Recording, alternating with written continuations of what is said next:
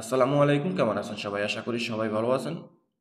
Saudi আরবে ইদানিং অনেকেই প্রশ্ন করেন যে ভাই আমার মোবাইলে পানির বিলের এসএমএস, কারেন্ট বিলের এসএমএস, ইন্টারনেটের বিলের এসএমএস এগুলো আসে। এখন আমার করণীয় কি? এই বিলগুলো আমি কিভাবে দিব বা আমার নামে এই বিলগুলো কেন আসে? তাদের উদ্দেশ্যে আজকের এই ভিডিওটা। তো দেখেন, এই ধরনের তথ্য একজন দুইজন হলে তাদেরকে কমেন্টে জানিয়ে দিই। যখন অগণিত প্রশ্ন আসে একই প্রশ্ন, তখন সবাইকে উত্তরগুলো কমেন্টে বা হোয়াটসঅ্যাপে দেওয়া সম্ভব হয় না, যার কারণে তথ্যটা আমাদের শেয়ার করতে হয় ইউটিউবে। তো আপনি যদি সৌদি আরবে নতুন কিংবা পুরাতন হয়ে থাকেন, তাহলে আপনার করণীয় কি? বা এই বিলগুলা কি আদৌ আপনার নামে নাকি অন্য কারোর নামে? প্রথমে বলে রাখি, আপনি যদি সৌদি আরবে নতুন এসে থাকেন, সেই ক্ষেত্রে যদি আপনি সৌদি আরবে আসার পর আপনার পাসপোর্ট দিয়ে অথবা আপনার ইকামা নাম্বার দিয়ে একটা সিম কার্ড নিয়েছেন কাস্টমার কেয়ার থেকে, মনে রাখবেন কাস্টমার কেয়ার থেকে।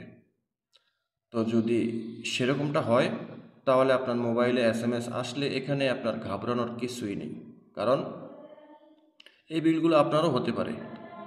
তবে সেটা আমি বলতেছি কোন পর্যায়ে গেলে আপনার নামে হতে পারে। তো আপনি যখন কাস্টমার কেয়ার থেকে একটা সিম কার্ড নেবেন সরাসরি মেন অফিস থেকে, সেক্ষেত্রে ওই সিমে যদি দেখেন কিছুদিন পর, 1 মাস পর থেকে আপনার মোবাইলে এসএমএস আসে, সেটা হতে পারে পানির বিল, কারেন্ট বিল কিংবা ইন্টারনেট বিল। তো সেখানে আপনার ঘাবড়িয়ে যাওয়ার কোনো কারণ নেই। আপনাকে যেটা দেখতে হবে যে আপনার এসএমএসের মধ্যে আপনার নাম উল্লেখ করা আছে কিনা এবং আপনার ইকামা নাম্বার উল্লেখ করা আছে কিনা। ইকামা নাম্বারটা আপনার লাস্টের 4 ডিজিট দেখাবে, অর্থাৎ লাস্টের 3টা নাম্বার অথবা 4টা নাম্বার দেখাবে, বাকিগুলো হাইড থাকবে।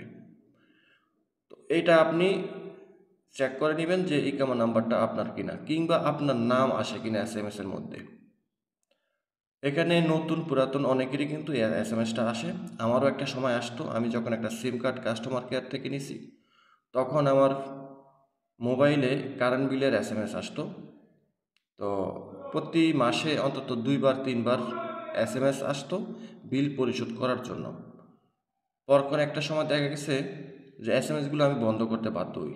কীভাবে সেটা?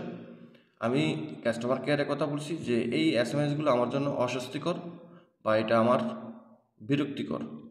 তখন আমি কাস্টমার কেয়ারে কল দিলাম। তো তাদেরকে সেটা বললাম যে আমার মোবাইলে এই এসএমএসটা আসে। তো যদিও ওই এসএমএসগুলো আমার জন্য আসে না বা আমার নামে আসে না বিলটা, সেটা আমার সিমটা, এটা হলো 2017 সালে। তো আমি যখন তাদেরকে জানাই, তারা বলছে যে এটা অন্য লোকের নামে, যেই লোক পূর্বে আমার এই সিমটা ব্যবহার করত তার নামে, সে একজন সৌদি। তো পরবর্তীতে যখন বললাম যে আমার এসএমএসটা আমার বন্ধ করে দেওয়া দরকার, তখন তারা কিন্তু এসএমএসটা বন্ধ করে দিছে। তবে একটু সময় লাগছে, 3-4 দিন সময় লাগছে বা 1 সপ্তাহের মতো সময় লাগছে, কারণ এই এসএমএসটা যার নামে আসে তাকে আইডেন্টিফাই করে তার সাথে যোগাযোগ করে তার এই নাম্বারটা এই নাম্বারটা যেখানে রেজিস্ট্রেশন করা আছে কারেন্ট বিলের, সেখান থেকে ডিসেবল করে দেয়। তো এরকমটা কিন্তু আপনারও আসতে পারে। তো যে বললাম যে আপনি চেক করে নেবেন আকামা নাম্বারটা আপনার কিনা, নামটা আপনার কিনা। যে কারো নামে আসতে পারে, সিমটা অন্য কেউ ব্যবহার করতে আগে তার নামে আসতে পারে। এবার আপনি যদি কোনো একটা বাইরের ফুটপাত থেকে বা কোনো একটা বহিরাগত দোকান থেকে যদি আপনি একটা সিম কার্ড কিনেন, সেই ক্ষেত্রে কিন্তু আপনার ভয়ের কারণ আছে। তারপরেও কিন্তু সেখানে সেই একই সিস্টেমে আপনি চেক করে নেবেন আপনার নামে কয়টা সিম রেজিস্ট্রেশন করা হয়েছে এবং এই বিলের মেসেজগুলো আপনার নামে আসে কিনা। ইন্টারনেট সংক্রান্ত বিলগুলো আসলে আপনারা প্রচুর পরিমাণে সতর্ক হবেন। আপনি যদি বাইরে থেকে কোনো সিম কার্ড কিনে থাকেন, আমি আপনাদেরকে বলবো নেক্সট টাইম বাইরে থেকে কোনো এই দোকান থেকে সিম কার্ড কিনবেন না, কারো কাছ থেকে সিম কার্ড কিনবেন না। আপনার রুমে আসতে পারে কোনো ব্যক্তি বিশাল অফার নিয়ে, ফ্রি ইন্টারনেট কথা বলে, ফ্রি মিনিট কথা বলে, ফ্রি সিম কার্ড বলে।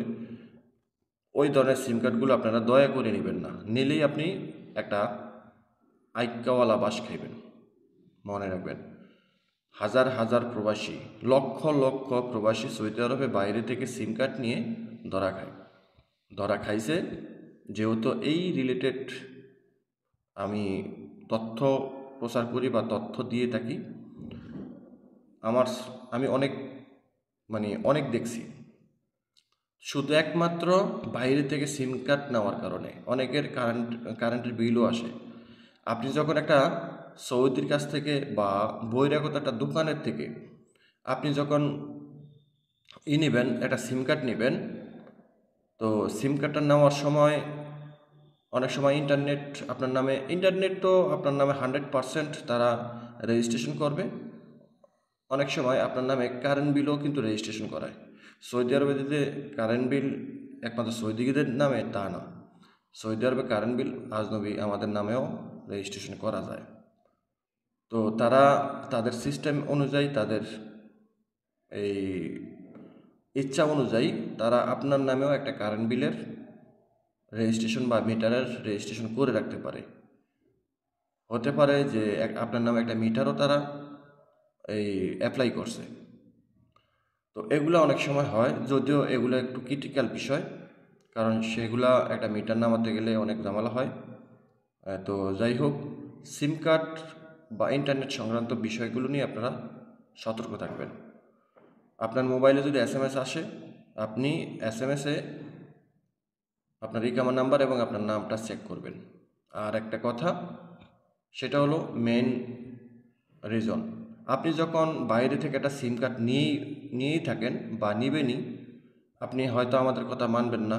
আপনি সুযোগ সুবিধা পাইছেন, ফ্রি MB পাইছেন, ফ্রি ইন্টারনেট পাইছেন, মিনিট পাইছেন, ফ্রি সিম কার্ড পাইছেন, এমনকি সিমের ভিতরে 30 রিয়াল, 40 রিয়াল, 50 রিয়াল বোনাসও পাবেন।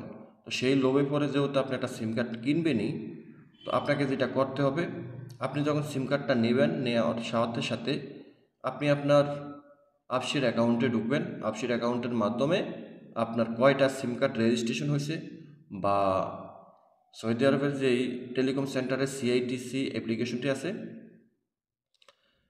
এই অ্যাপ্লিকেশনটি দিয়ে আপনি চেক করে নেবেন যে আপনার নামে কয়টা সিম কার্ড রেজিস্ট্রেশন হয়েছে। আপনি যদি পূর্বে একটা সিম কার্ড ব্যবহার করে থাকেন, সেটাও থাকবে। বর্তমানে যদি আপনি কোনো ফুটপাথ থেকে আপনি একটা সিম কার্ড নিয়ে থাকেন, সেটাও থাকবে। এবং আদার কোনো সিম কার্ড যদি আপনার নামে তাৎক্ষণিক রেজিস্ট্রেশন করে থাকে, তাহলে সেটাও আপনি দেখবেন। ঠিক আছে?